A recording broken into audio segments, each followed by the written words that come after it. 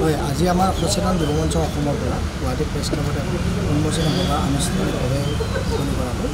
আমাৰ সচেতন যুৱ মঞ্চৰ প্ৰধান উদ্দেশ্য হৈছে আমাৰ অসমৰ যি জ্বলন্ত সমস্যা বুলি ক'লে অকল আমাৰ বানপানী বা নিবনুৱা সমস্যা বুলি আমি ভবা নাই।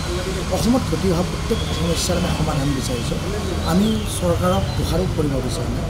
যোন চৰকাৰে হওক আমি তেখেতসকলৰ আগত যিবোৰ সমস্যা আছে সেই সমস্যাবিলাক উত্থাপন কৰিব বিচাৰিছোঁ।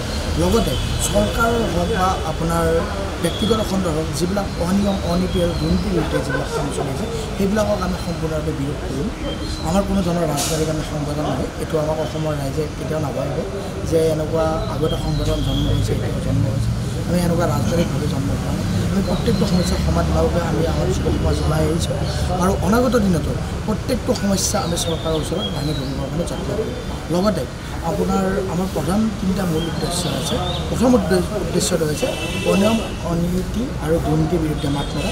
দ্বিতীয় সমস্যা হৈছে আপোনাৰ আমাৰ যিবিলাক মানসিকভাৱে বিকাৰগ্ৰস্ত যিখিনি লোক আছে সেই লোকখিনিক আমি ৰাস্তা ঘাটত যাৰ খাবৰ সমস্যা সামাজিক কামৰ প্ৰতি খাবৰ নাই বাসস্থান নাই সেইখিনি মানুহক আমি এখন হস্পিটেল নি কিনে আমি যিখিনি পাৰোঁ ব্যক্তিগতভাৱে ট্ৰিটমেণ্ট কৰি তেওঁলোকক এজন সুস্থ মানৱ হিচাপে সমাজৰ এজন মানে গঢ়ি তোলা প্ৰয়াস কৰিছোঁ। দ্বিতীয় লক্ষ্য হৈছে আমাৰ অসমত দেখা পাইছে অসমৰ প্ৰত্যেকজন ল'ৰা ছোৱালী আজি শিক্ষিত প্ৰত্যেকটো জনজাতিৰ ল'ৰা ছোৱালী শিক্ষিত, কিন্তু শিক্ষিত হ'লে নহ'ব।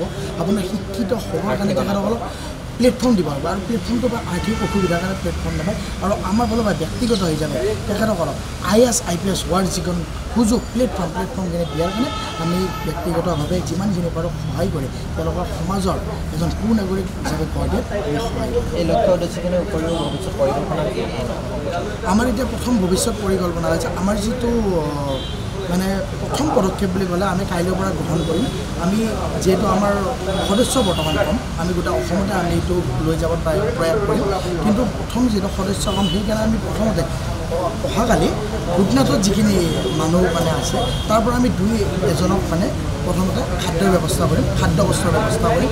আৰু দ্বিতীয় পদক্ষেপ হৈছে যে দীঘলী পুখুৰী আপোনাৰ ৰিজৰ্ট দিছে আৰু কটন কলেজৰ যি ভূমি আবণ্টনৰ ক্ষেত্ৰত যি চৰকাৰে মানে এটা মানে ব্যৱস্থা গ্ৰহণ কৰিছে সেই ব্যৱস্থাৰ লগতে আমাৰ লগত আমি কটনৰ শিক্ষাৰ্থীৰ লগত আগতীয়াকৈ কথা পাতিছোঁ। তেখেতসকলে আহিব এক বৃহৎ প্ৰতিবাদৰ সন্মুখীন হ'ব আৰু এই ভূমি আবণ্টন যি নীতি তেওঁলোকে কৈছে সেই তেওঁলোকে প্ৰত্যাহাৰ কৰিব লাগিব। আৰু যদি নকৰে অনাগত দিনত সচেতন যুৱ মঞ্চ অসমৰ পৰা অসম চৰকাৰক হুংকাৰ দি কৈছোঁ যে তেওঁলোকে এক বৃহৎ প্ৰতিবাদৰ সন্মুখীন হ'বই লাগিব।